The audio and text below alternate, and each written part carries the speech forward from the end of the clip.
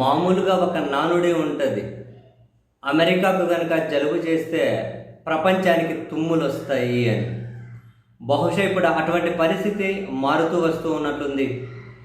కారణం అమెరికా అధ్యక్షుడిగా Donald Trump తీసుకుంటున్నటువంటి కొన్ని నిర్ణయాలు కొందరి శత్రువులను కూడా దగ్గర చేస్తూ ఉన్నాయి.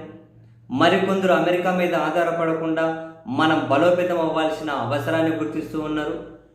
మరికొందరు నమ్మకమైన మిత్రులను, ఇంతకుముందు మిత్రులుగా ఉన్న వాళ్ళని నమ్మకమైన మిత్రులుగా మార్చుకోవడం, మొత్తం మీద ఇంతకుముందు మిత్రులతో మరింత బంధాన్ని బలోపేతం చేసుకోవడం మీద వివిధ దేశాలు దృష్టి పెట్టాయి. అఫ్కోర్స్ మన భారతదేశం కూడా ఫస్ట్ నుంచి రష్యాకు మనం నమ్మకస్తులం. చాలా ట్రస్టెడ్ ఫ్రెండ్షిప్ రెండు దేశాల మధ్యలో మోదీ గారు 10 సంవత్సరాల పాటు అమెరికా వైపు మొగ్గు చూపిన చివరికి వచ్చేసరికి మళ్ళీ రష్యా వేదిక మీదకే రావాల్సి వచ్చింది. రష్యాతోనే ఆ ట్రస్టెడ్ అంటే కొంచెం కొనసాగిస్తూ వచ్చినా కూడా అమెరికా వైపు మొగ్గు చూపిన మాట నిజమే కదా. సరే, ఇదంతా ఒక ఎత్తు.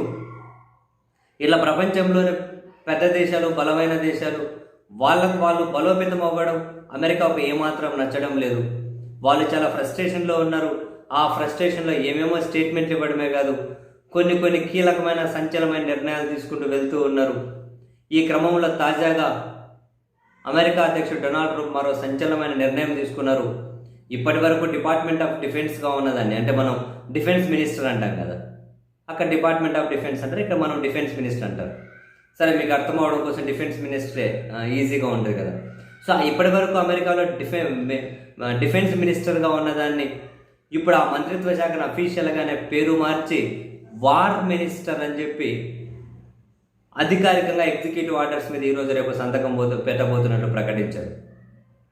అంటే రక్షణ శాఖ ఉన్నదాన్ని యుద్ధ శాఖగా మారుస్తూ, ఒక రకంగా చెప్పాలంటే ఇదేమో ఆషామాషి నిర్ణయం కాదు. ఇంతకుముందు 1949 ఆ టైంలో అమెరికా సైనిక కార్యకలాపాలు డిపార్ట్మెంట్ ఆఫ్ వార్ పేరుతోనే సాగేవి, యుద్ధ శాఖ అనే పేరు మీదనే సాగేవి. ఆ తర్వాత అది రక్షణ శాఖగా మారింది, డిపార్ట్మెంట్ ఆఫ్ డిఫెన్స్ అని మారింది. ఇప్పుడు మళ్ళీ దాన్ని యుద్ధ శాఖగా మార్చడం వెనక అమెరికా బలాన్ని వాళ్ళు ప్రపంచానికి చాటాలనుకుంటూ ఉన్నట్లు, వాళ్ళ సైనిక శక్తిని ప్రపంచానికి చాటాలనుకున్నట్లు, రక్షణ కాదు దాడే మళ్ళీ మా విధానంగా వచ్చింది అని చెప్పి వాళ్ళు ప్రపంచానికి చెప్పాలనుకుంటున్నట్లు కొన్ని అమెరికా పత్రికలు కూడా ఈ విషయాన్ని ప్రధానంగా హైలైట్ చేసుకొని రాసుకుంటూ వచ్చాయి. డిపార్ట్మెంట్ ఆఫ్ రక్షణ శాఖను వార్ శాఖ, రక్షణ శాఖని యుద్ధ శాఖగా మార్చేశారు. వాస్తవానికి అమెరికా ఫ్రస్ట్రేషన్లో ఉన్నమాట నిజం, ఆగ్రహంలో ఉన్నమాట నిజం. అందులో వాళ్ళు ఏవేవో నిర్ణయాలు తీసుకుంటూ వెళ్తూ ఉన్నారు. మరి అది ముదిరి ఇప్పుడు ఈ యుద్ధ మంత్రిత్వ శాఖ అని పేరు మార్చుకొని నెక్స్ట్ ఏం ఘనకార్యాన్ని ఎలగబెట్టబోతున్నారో అని చెప్పి ప్రపంచంలో చాలామంది ఈ నిర్ణయం గురించి చర్చించుకుంటున్నారు, ఈవెన్ ట్విట్టర్లో కూడా.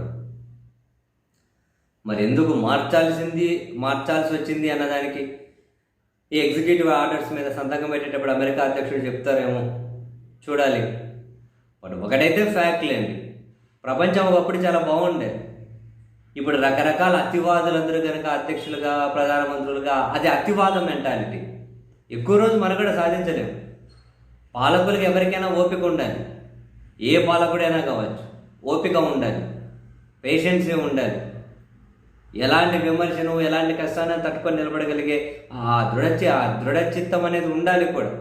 ఇప్పుడు ఏంటంటే నా దగ్గర డబ్బులు ఉన్నాయి, నా దగ్గర అధికారం ఉంది, నా దగ్గర వ్యవస్థలు ఉన్నాయి, నా ఇష్టం వచ్చినట్లు వాడతా, ఈ మనస్తత్వం లోకల్ నుంచి అమెరికా వరకు అందరికీ పెరిగిపోతూ ఉండడం అత్యంత ప్రమాదకరమైన సంకేతాలు అబ్బా. కానీ అర్థం చేసుకుని ఎవరు?